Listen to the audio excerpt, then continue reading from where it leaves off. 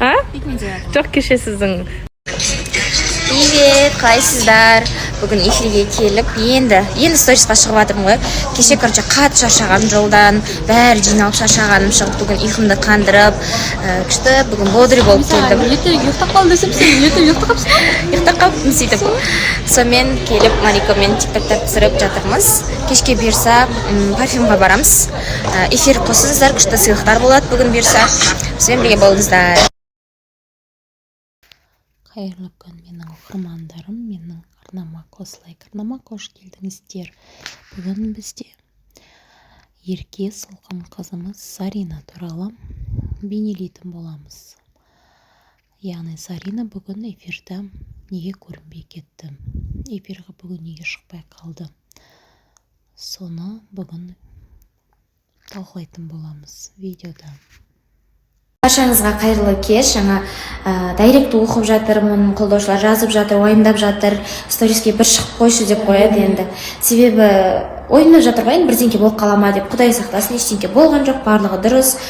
Редакторлар да жағдайымды сұрап, барлығын сұрап тұр. Ешқандай уайымдамаңыздар. Бастысы ол қыздың тарапына және редакцияның тарапына ештеңке айтпай қойыңыздар дегім келеді. Айтылған сөз сол жерде айтылды.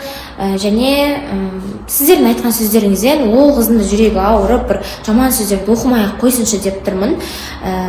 Мен өзім кейде болған сондай моменттер, біреулердің бір қолдаушылары, сауатсыз адамдар болады, неше түрлі адамдар болады ғой, типа қолдаушылары жаман сөздер жазып жібереді, байыбына жетпей жатып деген сияқты ше.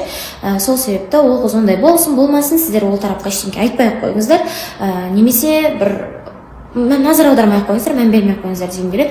Бастысы барлығы дұрыс. Құрметті менің оқырмандарым, арнайма лайк басып тіркелуді ұмытпайық. Арнада өте қызықты моменттер болады. Тіркеліп, лайк басып, коммент жазып отырайық. Сөйтіп мынандай нәрсе бар да, мысалы мен допустим сондай бір жасанды қылық жасайтын қыз болды, сол жасанды қылығыммен мен 10 жігітке тұрмысқа шықпаймын ғой, мен бір жігітке тұрмысқа шығуым мүмкін, сол қылықтарымен ұнап. Мен үшін сондай бір бақытқа қуана алмасқа да, бір қыз бақытты болып кетсін деп жатыр, бір қыз тұрмысқа шығайын деп жатыр, өзінің жартысын тапты деп та, өзіңе қалаған жақты басқаға да тілеп үйрену керек, және өзіңе қаламаған жаман нәрсені басқаға да тілемеу керек деп ойлаймын. Мен солай түсінемін ол қыздарды. сөйтіп ұтылып қалдыңыз енді. Жарайды, ол кісіге ұтылған абырой болды әйтеуір. Құрметті оқырмандар, сіздер байқап тұрсыздар ма, мен ғана байқап тұрмын.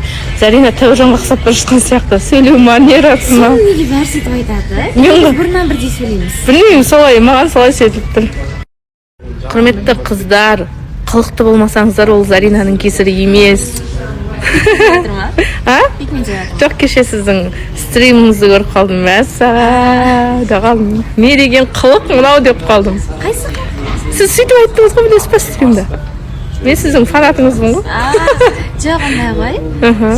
Түсінбейді, әлі бір шектеуге салып қойып өсіре ма, білмеймін, үйінде тоқпақтақ басын күлме, жымый ма, тіпті деп үйрете ма. Мен барлық қыздар қалай күледі, барлық қыздар қалай біледі, тура солай істеймін. Мен үшін олай айтатындарын түсінбедім. Закрытая болғандар үшін, ашыла алмағандар үшін басқа қыздар кінәлі болмау керек қой негізі. Мен бірақ енді мынандай нәрсе бар ғой.